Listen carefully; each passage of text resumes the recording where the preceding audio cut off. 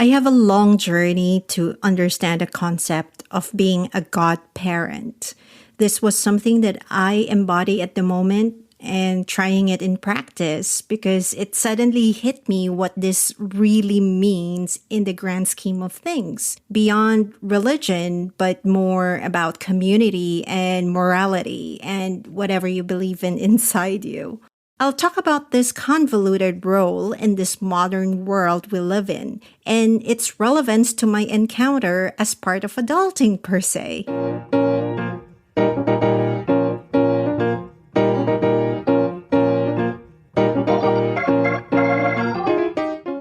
Welcome to Human Thesaurus presents Epitome Anatomy. My name is Wish, a retired tech operator, indie author, cat mom, and a self-aware life explorer. Epitome Anatomy is an opinion piece on the power of words and their ethos that I extracted from this life. Ready for the epitome of godparent? Let's go.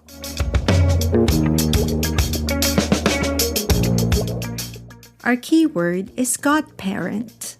According to dictionary.com, a godparent is a person who has pledged to help with a child's upbringing, especially in a religious capacity.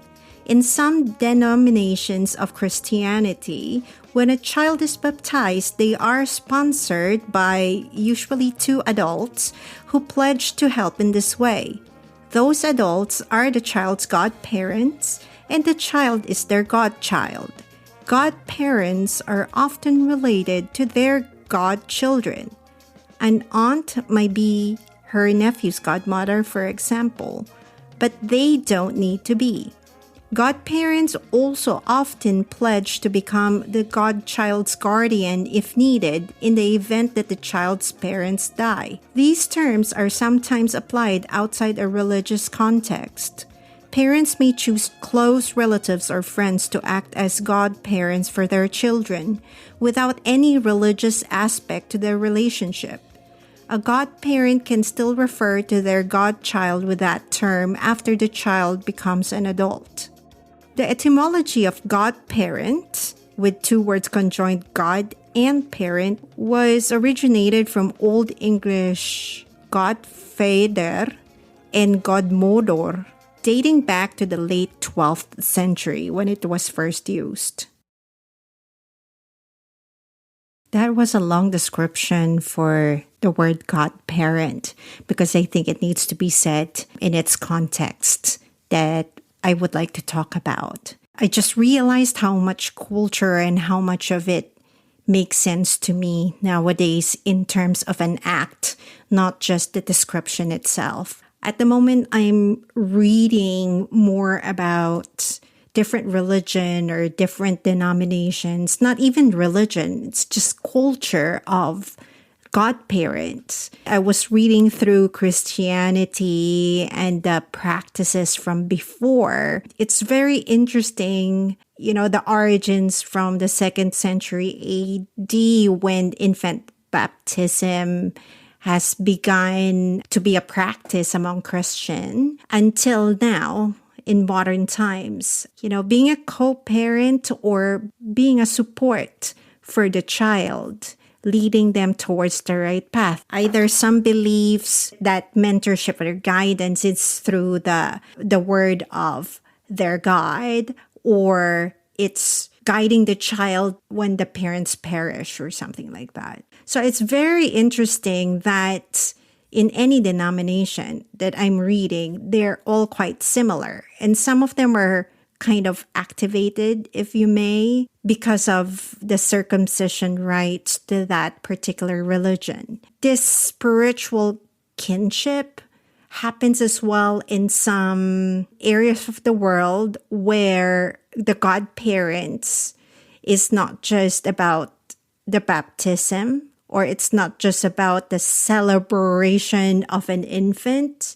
It's also being used, like where I grew up in the Philippines, you also have a list of godparents via marriage. And apparently it's not just in the Philippines. Also, there are some parts like in Portugal and France and Spain to have the wedding party with the godparents called padrino or padrino, and madrina or madrina. It's very interesting. And there are also in some literature and folklore as well when you hear fairy godmother. We never think about it, but at the back of our heads, at least speaking for myself, it's quite the same assignment. So it's the same concept of being a godparent. There are also like non-Christian traditions when it comes to being a godparent in China, and some fictions and some from the Balkans and from Judaism, and also it's the Santeria from Cuba. The biggest theme here of being a godparent, whatever you understand it, and however I understand it, is the same. It's having this, I'm going to say it super plainly, super a little bit dumbed down, that the godparents are your alternative co-parents, that whatever happened to your parents, you have these people to help you and take care of you and guide you as a child. And as an adult, you would hope that your godparent are still part of your life, being your mentor, or just being another uncle and aunt, something like that. So in my head, at some point, I kind of merged the treatment of godparents as auntie and uncle, biologically or not. But the role is quite like that, if you may. So yeah, it's quite interesting. I'm just looking at Wikipedia. I will put this in my show notes. It's very interesting to read, and I'm sure you can read this beyond Wikipedia. I don't really expect to have topics like this in an AI. I like reading references. So Wikipedia is also interesting in that way because I could find the sources and I could read further, and it has more references. So you can read further what each topic, each statement that's being mentioned, you can trace it back to somewhere. Sometimes AI hallucinates and they mix and match patterns without really, as humans, understanding some of the justifications or some of the explanations beyond a topic. But again, I digress. So going back to this research, I am going through this because it fascinates me how I'm evolving as a person, and that aligns with how I'm godparenting my godchildren. I will focus on a few godchildren, if you may. It's just interesting to me how I'm taking the role and how it constructs the relationship that I have with a child or these children. It has to do with how my understanding of this role evolved throughout time. So I will give you a background. In the Philippines, where I grew up, the concept of being ninong or ninang, that's the Tagalog term for godfather and godmother. So being a godparent in the Philippines, I thought, is a money-making scheme. And I think it is. I am being harsh here, but that's the loud undertone of how I grew up, my impression of how it's being explained to me by actions of the adults around me. My observation growing up is that when someone's born and then the adults arrange for the baptism and then they choose the godparents. And be as it may be harsh to hear, but I'm sure this just doesn't happen in my hometown. But when they choose the godparents, most likely they try to get the well-off people or it's sometimes it's a given. It's your brother, it's their brother, or it's their sister. The uncles and aunts, they would include who are close to them. So if you can see the modern ones, they would only have one godmother and one godfather. That's not the case in the Philippines. Sometimes in a small town, you will get 10 godmothers and 10 godfathers.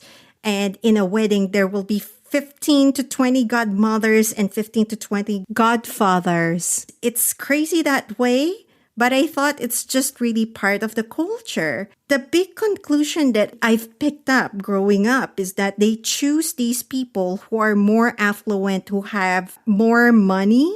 I'm just going to be very crass and straightforward here and be very frank because I needed to be honest how I saw it growing up. It's quite brutal in a way, but everybody means well. Probably they wanted people who are well off so that they're able to provide for the child whatever happens to the parents, but that's not how I saw it growing up. What I saw was they wanted all of these affluent, well-to-do people, even though they're not close to them, to become the child's godparents. Is because godparents are there for birthdays and most especially Christmas.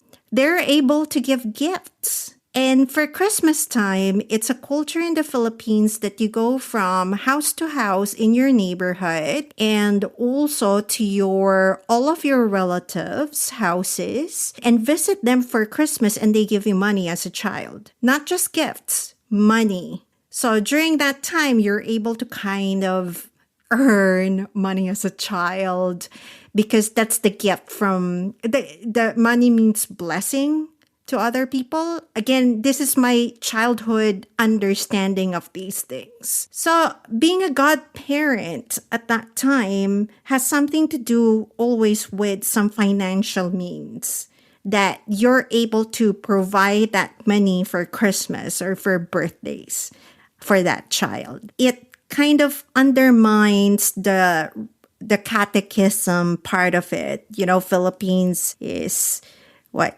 almost 90% Roman Catholics.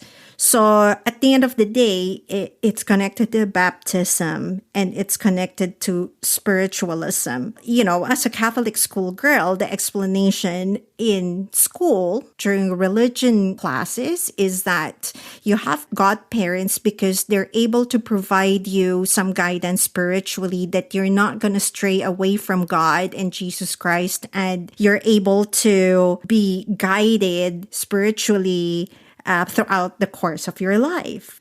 But you don't really absorb that as a child. You absorb it more of the superficial fact that you know around you. Also, when I became a teenager, because I'm part of my big Ronquillo family in town, you will just hear, your neighbor from 10 streets away that your parents knew named you as a godparent for their new child. And you're like, who are they? It's like, it's your mom's friend. They named you as one of the godparents.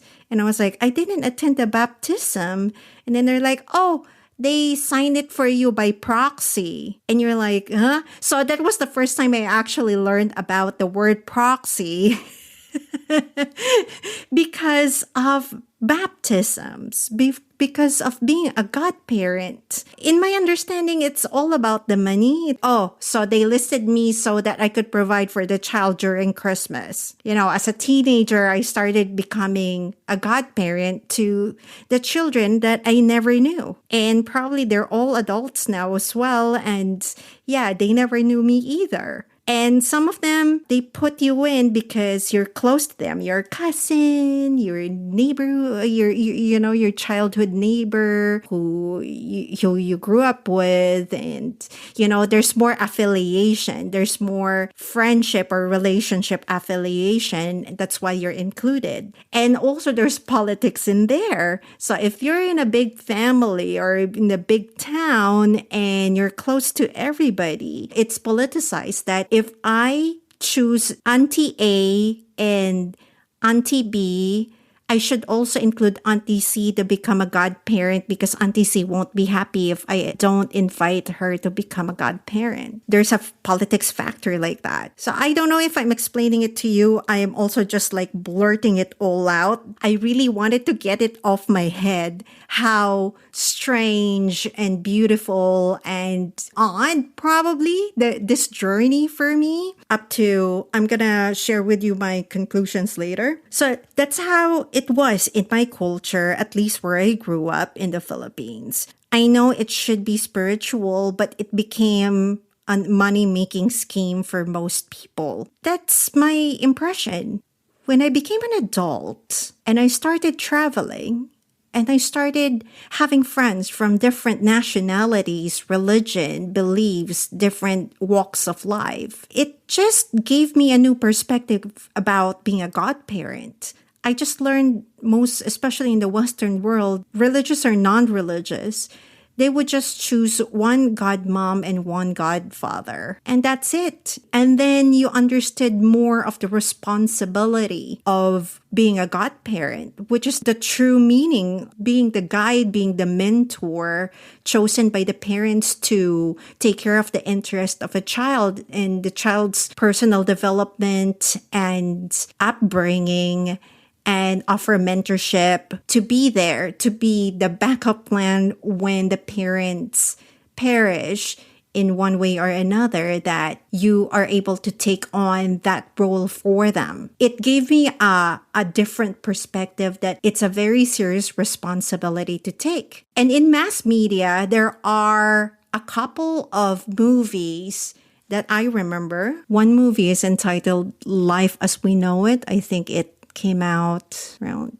15, 16 years ago. So it's really a quintessential description of the goddaughter's parents died and their friends who are godmother and godfather, their lives changed because they have to take care of their friend's daughter who are their goddaughter. And another one, of course, is The Godfather. And I'm sure a lot of you would know that. And what else? Oh, yeah, Cinderella. There's a lot of that shows more of the well-defined description of what a godparent should be. Seeing the life as we know it is an awakening for me, understanding the role of being a godparent more and more each day that I live. All the more that I travel, all the more that I meet people, all the more that I'm beginning to have a clarity about the role of being a godparent. It's a huge undertaking. Nowadays, when I'm being asked to become a godparent to a child, it's quite a serious thing because you need to be ready to take on another life. Not necessarily live with you, but you would like to make an impact, you would like to be helpful, being chosen to that role. Your role and your presence with your godchild still all depends on your relationship with the parents of the child. It's all about the connection, right?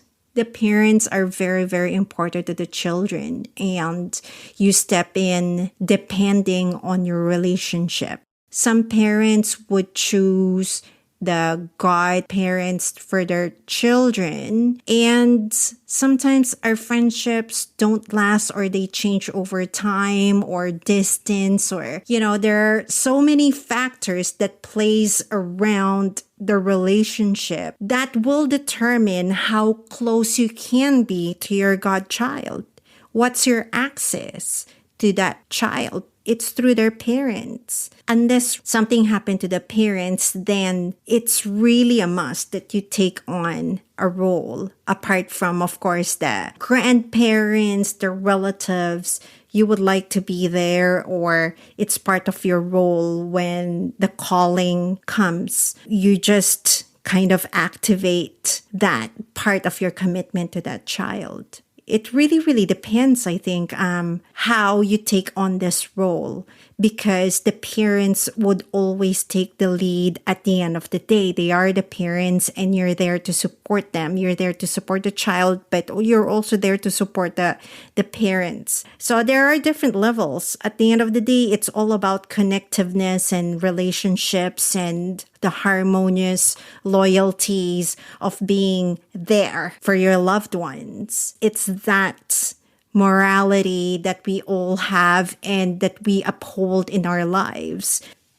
At present, for me, I have different levels of relationship with my godchildren because of, number one is my access to them, and number two is the relationship that I have with their parents, and number three, it's really the time and the distance and the different factors in the phases of our lives. I would like to think I'm doing my best, the best way I know how. Again, depending on the level of access that I have with the children, on how I wanted to become a responsible mentor for my godchildren. You know, some of them I only see once a year or even lesser.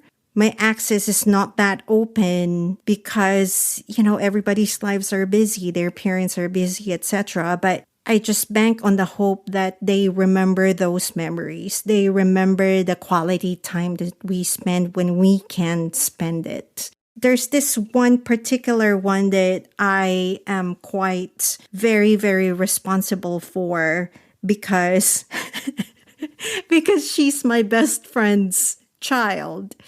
We're always far away from each other. They're from the States. I'm now in London, and I think we're very close and we're very drawn to each other because of the relationship that I have with the mom, which is Anne. Hi, Anne. Thank you for your support. Being a godmother to, I'm going to name her, being a godmother to Elle is a joy of my life. Because I feel like being responsible for Elle because of my access to her, because of my best friend.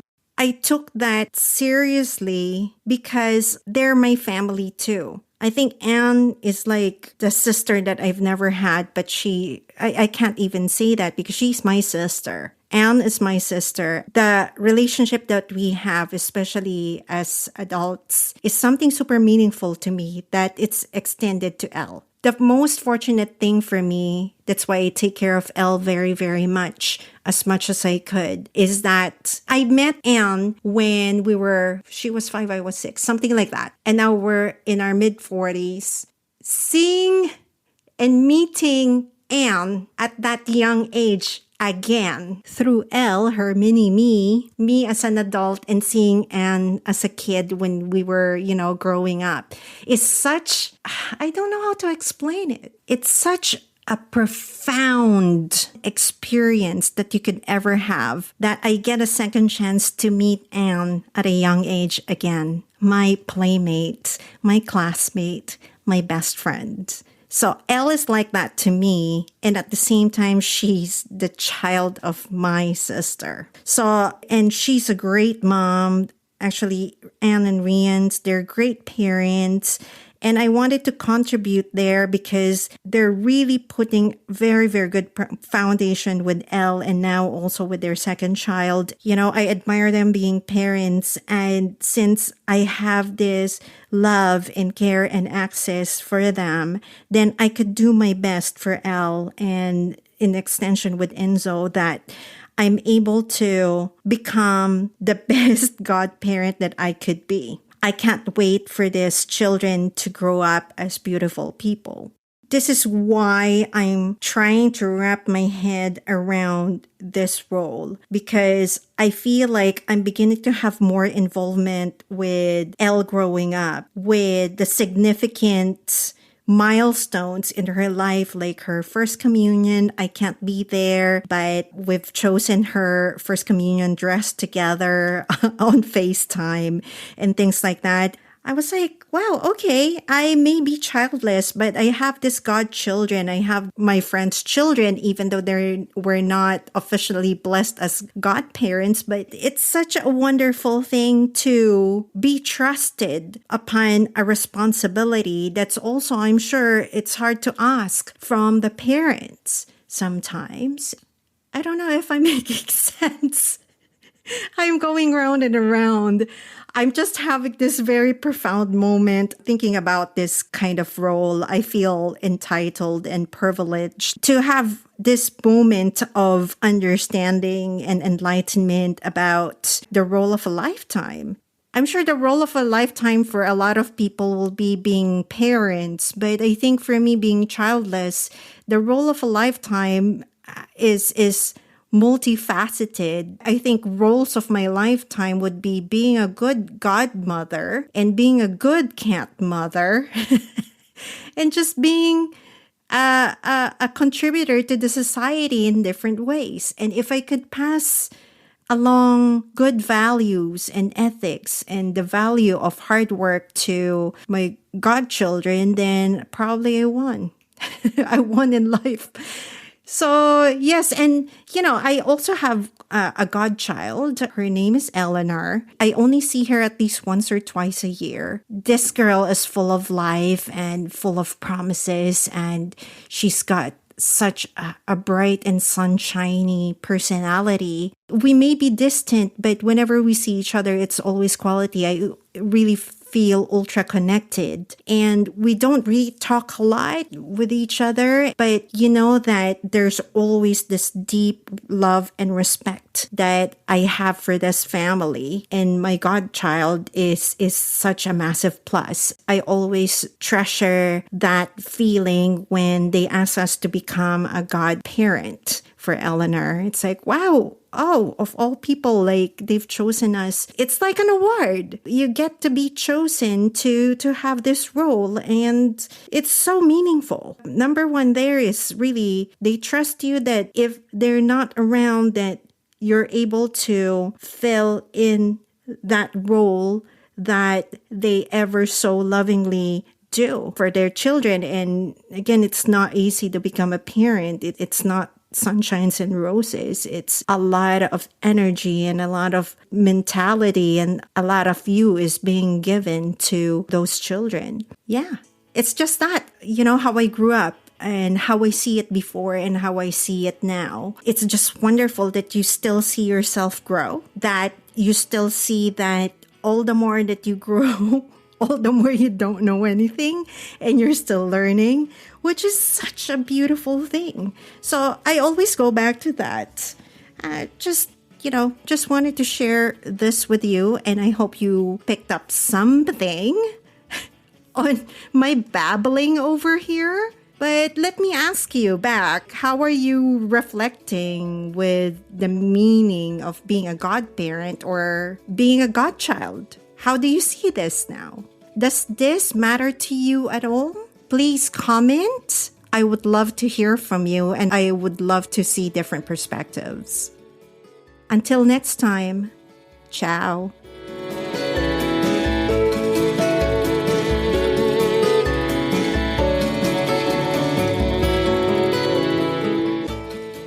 Comment, like, subscribe, and share wherever you listen to podcasts. You can also visit humanthesaurus.co. That's where all my show notes are, my profile, and everything else. You can listen there as well. Epitome Anatomy is produced by me and Jeremiah Ronquillo. Music by Ketsa UK. All rights reserved via Wishbliss Media. Thank you, and see you in the next episode.